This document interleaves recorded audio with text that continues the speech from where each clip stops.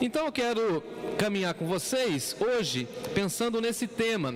Nós recebemos o Espírito Santo que vem de Deus. Abra aí comigo então, 1 Coríntios, capítulo 2, a partir do versículo 6, tá bom? Eu leio de 6 a 16, 10 versículos.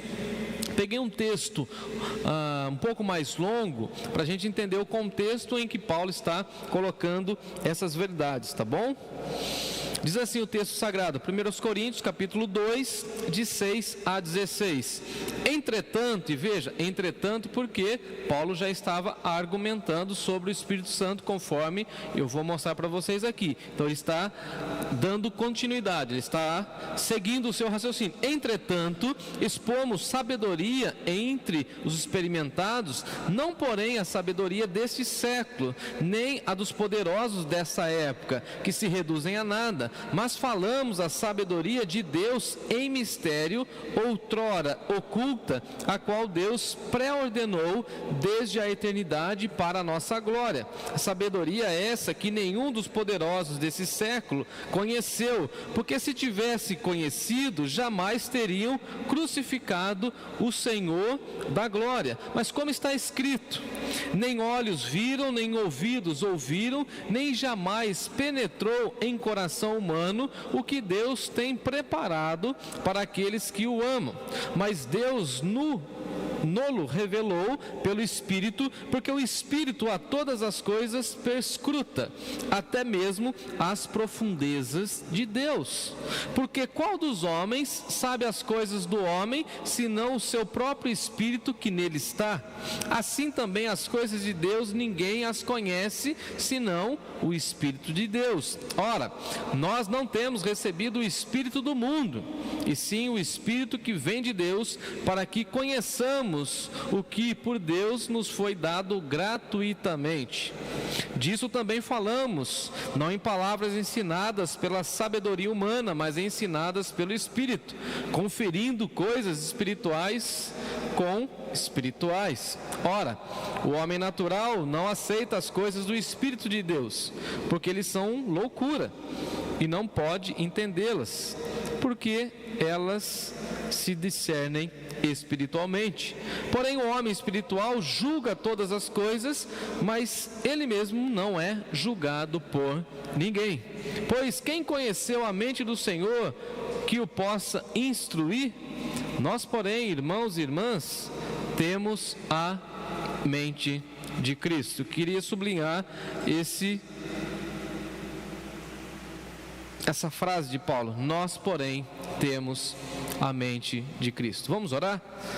Pai santo, Pai justo, Deus de amor e graça, Deus de sabedoria, nós te louvamos, te honramos, bendizemos o teu nome e oramos nesse primeiro culto de oração do ano, que o Senhor fale ao nosso coração, que o Senhor trabalhe em nossas vidas ao ouvirmos a tua voz, e que o Senhor tenha misericórdia de mim e use a minha vida, Deus, para a honra e glória do teu nome. É no nome de Jesus que eu oro agradecido. Amém. Amém. Amém. Nós recebemos o Espírito que vem de Deus. Se você conhece um pouco das Escrituras, você sabe que desde o Antigo Testamento Deus estava prometendo derramar o seu Espírito.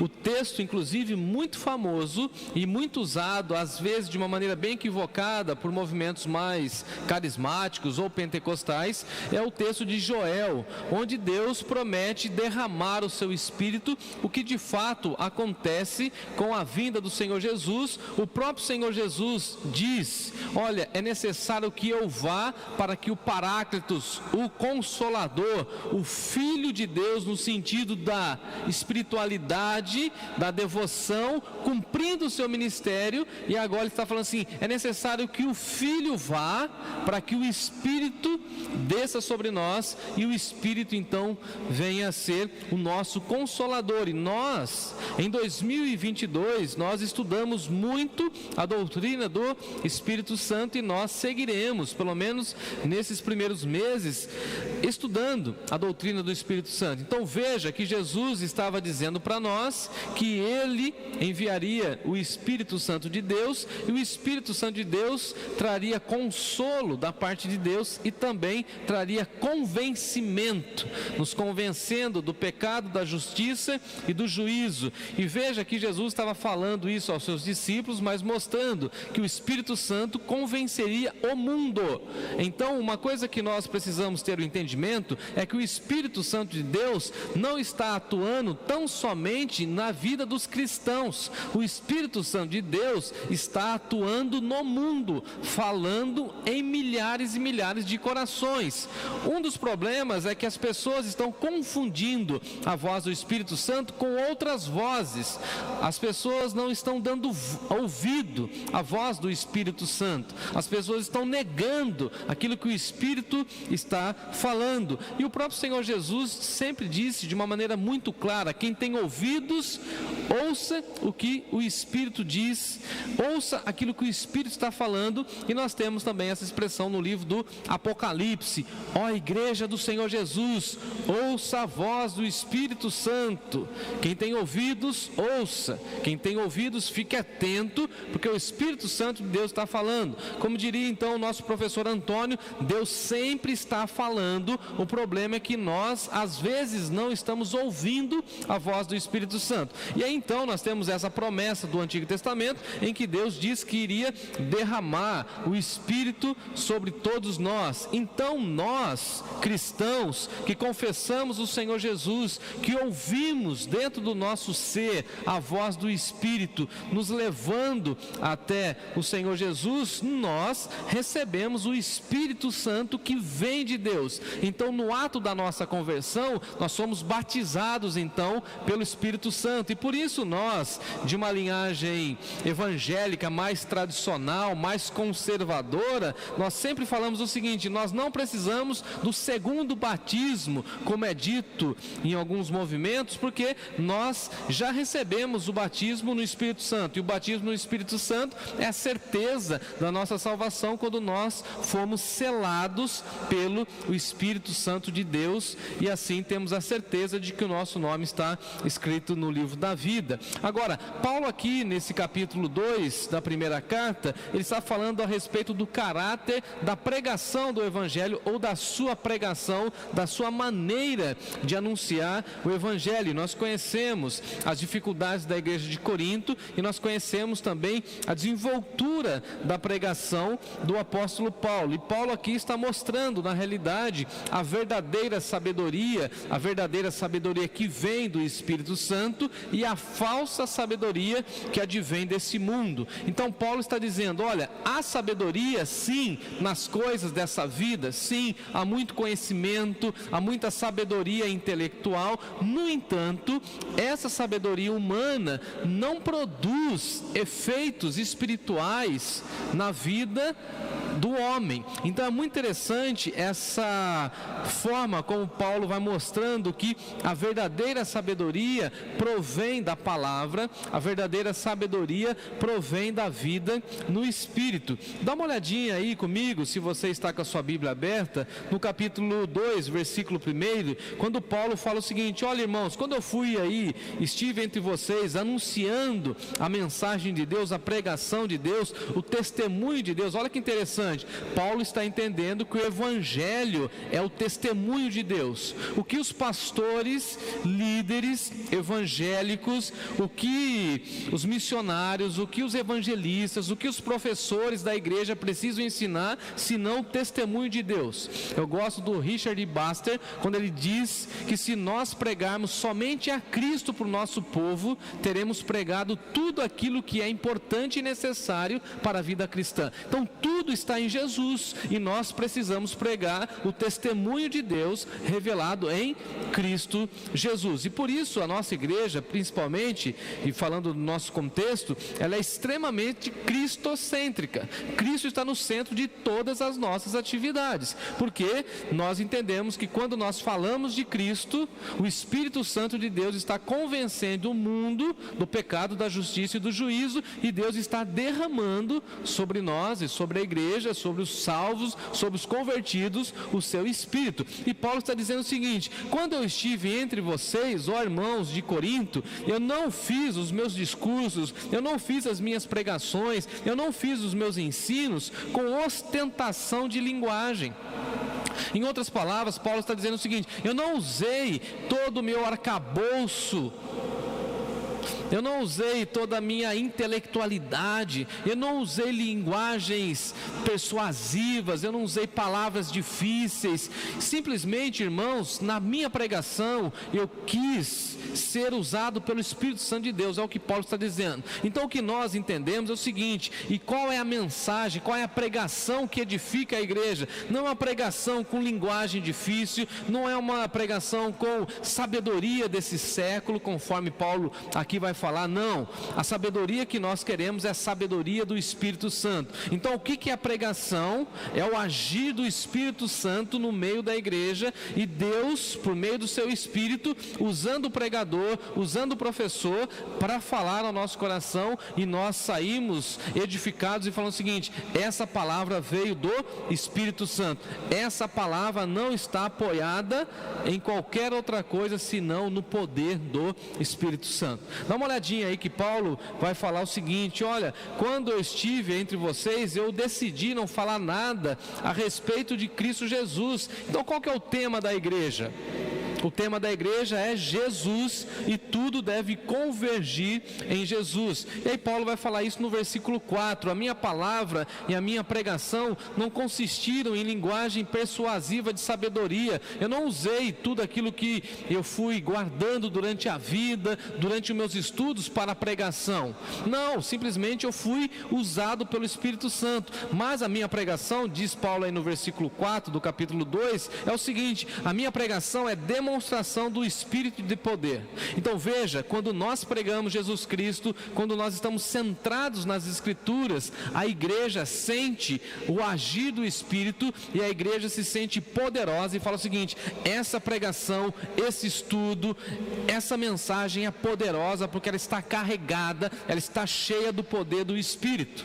E é nesse contexto em que nós entramos a partir do versículo 6, e Paulo, mais uma vez e continuando, ele vai falando o seguinte: olha, nós não expomos à igreja sabedoria entre os experimentados, nós não usamos sabedoria desse século, e sabedoria desse século, Paulo estava aqui falando a respeito das correntes filosóficas do seu tempo, dos grandes pensadores. Nós não ficamos aí pensando nos poderosos dessa época, não. Na realidade, versículo 7, nós falamos da sabedoria de Deus, que era mistério, que estava em oculto e que agora em Jesus foi revelado. Então qual que é a mensagem que nós precisamos pregar nesse mundo? É que nós, amados irmãos, recebemos o Espírito que vem de Deus, e esse Espírito que vem de Deus é um Espírito transformador, é um Espírito de poder. Nós não fomos salvos e não fomos alcançados pela sabedoria humana. Nós às vezes valorizamos muito a sabedoria humana e desprezamos a sabedoria que vem do Espírito.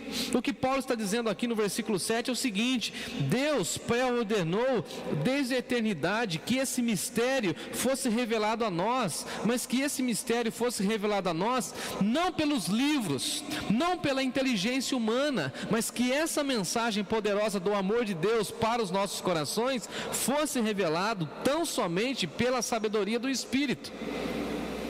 Por isso que essa mensagem é muito poderosa.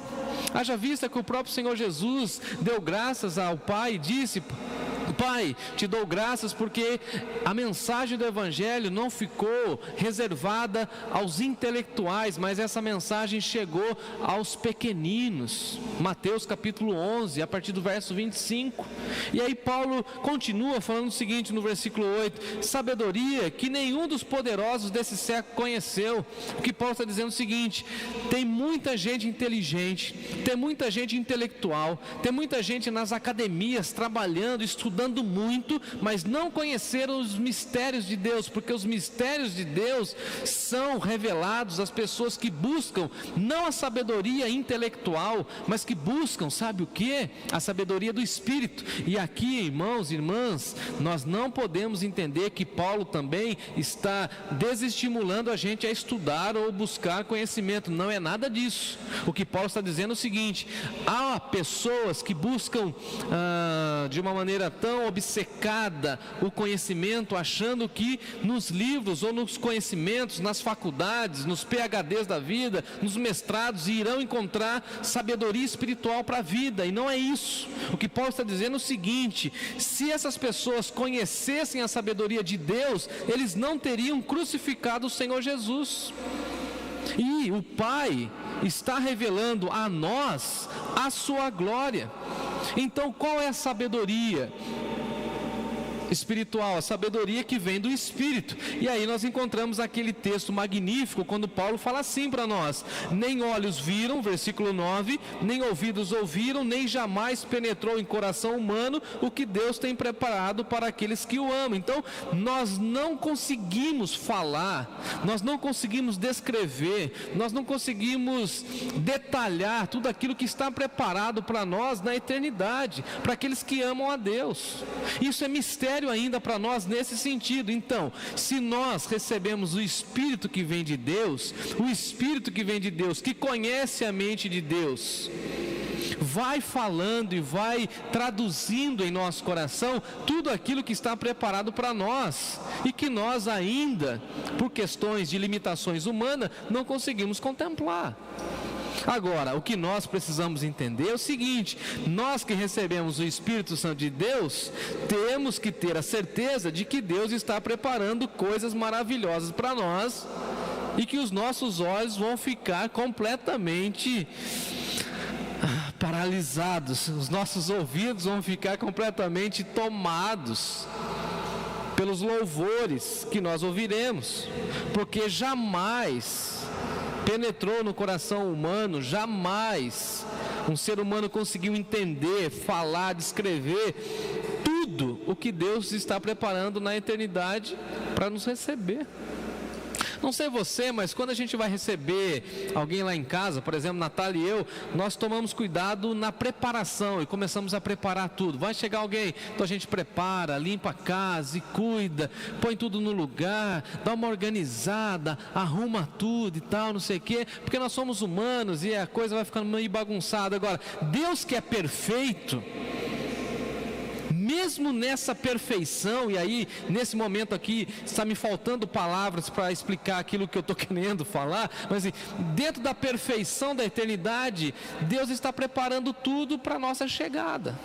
Veja se Deus não te ama, veja se Ele não enviou o seu Espírito para nós. Então o que nós recebemos, irmãos e irmãs? Nós recebemos o Espírito de Deus, e não recebemos o Espírito desse mundo, desse século, dessa sabedoria humana. Não, nós recebemos o Espírito Santo de Deus, que estava com Deus, criando todas as coisas. Maravilhoso demais isso. No versículo 10, Paulo vai dizer que Deus revelou tudo isso, ou seja, esse mistério do seu amor, pelo Espírito, porque o Espírito a todas as coisas perscruta. Eu gostei muito dessa expressão, porque assim, não é muito comum ouvirmos essa expressão, né? Perscrutar. O que é perscrutar? Penetrar, conhecer a fundo, ter acesso a todas as informações. Por exemplo, as mães têm acesso ao coração dos filhos, e os filhos às vezes não conseguem enganar as mães, fala a verdade. A nossa mãe sabe muito a nosso respeito, mas o Espírito conhece muito mais de nós do que a nossa mãe, porque o Espírito chega em lugares aonde nós não conseguimos. Eu tenho acesso ao coração do meu filho? Tenho. Mas quem tem maior acesso? Eu ou o Espírito de Deus? Então veja, Paulo está dizendo o seguinte: o Espírito Santo perscruta, conhece e sabe das profundezas de Deus. E aí, por exemplo, ele vai explicar isso para nós no versículo 11. Os homens sabem das coisas dos homens, porque o Espírito está nele. Então você conhece a seu respeito. Você sabe como você age, você sabe como você reage, você sabe como você vai ter uma postura diante de alguma situação da vida, porque você já conhece o seu espírito. Assim também, é o que Paulo diz, as coisas de Deus ninguém conhece senão o Espírito de Deus. Então veja, Paulo aqui está fazendo uma separação: as coisas do homem e as coisas de Deus, as coisas da carne, as coisas do Espírito. E aí ele vai falar no versículo 12: ora, nós não temos recebido o espírito desse mundo, e sim o Espírito que vem de Deus. Irmãos e irmãs, precisamos entender isso. Nós não recebemos o espírito desse mundo, ou seja, nós não recebemos a sabedoria desse mundo, até porque a sabedoria desse mundo diante de Deus não é sabedoria. Deus fez louca a sabedoria dos homens para revelar o seu poder. É o que Paulo tratou aqui no primeiro capítulo, quando ele vai falar do escândalo da cruz. Versículo 25, por exemplo: porque a loucura de Deus é mais sábia do que a dos homens, e a fraqueza de Deus é mais forte do que a dos homens. Então Deus subverteu essa sabedoria humana. E Paulo está dizendo o seguinte: quem é do Espírito, nós que nascemos de novo, nós que recebemos o Espírito, temos a sabedoria que vem do Espírito. E por que nós recebemos essa sabedoria? Aqui é o ponto central e é o ponto em que eu gostaria de mostrar a beleza desse texto. Qual é a finalidade então de nós recebermos o Espírito Santo de Deus de uma forma gratuita, né? Que Ele nos deu de uma maneira gratuita, conforme está aí no versículo 12. Ou seja, nós não merecemos, maravilha isso, nós não merecemos ouvir a voz do Espírito, mas Deus revelou para nós o seu amor por meio do Espírito Santo. E o Espírito Santo falou para nós que nós somos pecadores, que nós estávamos condenados, que nós estávamos derrotados e que nós precisávamos de Jesus. Então nós recebemos essa sabedoria. Então veja, Paulo está dizendo o seguinte: qual é a verdadeira sabedoria? A verdadeira sabedoria significa reconhecer que somos pecadores, reconhecer que Jesus Cristo é o Salvador e reconhecer que no ato da salvação nós recebemos o Espírito de Deus, ou seja, nós recebemos a sabedoria espiritual. Para quê? Qual é a finalidade? Versículo 12: para que conheçamos o que Deus nos deu, para que nós conheçamos mais a Deus. Eu gosto da expressão de Jesus lá em João capítulo 17, quando ele vai falar que a vida eterna é assim: que conheçam mais e mais o Senhor Deus. Deixa eu usar a própria expressão literal de Jesus. Não estava aqui no meu esboço, na minha anotação, me lembrei agora. Coisa do Espírito, né? 17:3: a vida eterna é esta, que te conheçam a ti, o único e verdadeiro, e a Jesus Cristo a quem enviaste. Então, o que nós precisamos entender é o seguinte: quando nós recebemos o Espírito Santo, nós recebemos o Espírito. Recebemos o Espírito para quê? Para conhecer mais a Deus. Então, qual que é a sabedoria? A sabedoria que vem de Deus é a sabedoria que nos leva a conhecer mais de Deus, mais e mais de Deus. E a gente não cansa, e a gente não se esgota, a gente está sempre renovado, porque é o Espírito Santo que vai renovando a nossa vida. E a gente precisa ensinar isso para as próximas gerações. que não há nada mais belo, mais agradável do que estar na presença de Deus e ver Deus renovando a nossa mente por meio do seu Espírito, renovando a sua igreja por meio do seu Espírito. Tem um amigo meu, ele perguntou assim para mim agora no final do ano: ô Jefferson, como que é pregar a respeito do Natal todo ano? Eu falei assim: cara, é maravilhoso. Ele falou: como assim? Por que maravilhoso? A gente prega a respeito do nascimento de Jesus, mas o Espírito Santo de Deus aplica a igreja do jeito que Ele quer, e a mensagem do nascimento de Jesus é contemplada, a mensagem da cruz é divulgada, a mensagem do amor de Deus é multiplicada, porque é Ele mesmo que renova essa palavra que é dele, porque a palavra dele é uma palavra eterna, e a palavra eterna cumpre o seu propósito, conforme Deus Pai disse lá em Isaías, que a palavra dele cumpriria a sua vontade e não voltaria vazia. Então veja, depois de 2000 anos, nós estamos falando da mesma sabedoria que Paulo estava falando à igreja de Corinto, e mostrando que nós recebemos o Espírito Santo de Deus, e recebemos esse Espírito para quê, irmãos? Para conhecermos mais a Deus, para conhecermos o favor de Deus, para conhecer a graça soberana de Deus, e para reconhecer que nós recebemos tudo isso de graça, não é mérito nosso, é obra de Deus. Então qual que é o mistério que Paulo aqui está falando? O mistério é o seguinte: o ser humano não merece o amor de Deus, mas Deus derrama sobre nós o seu Espírito.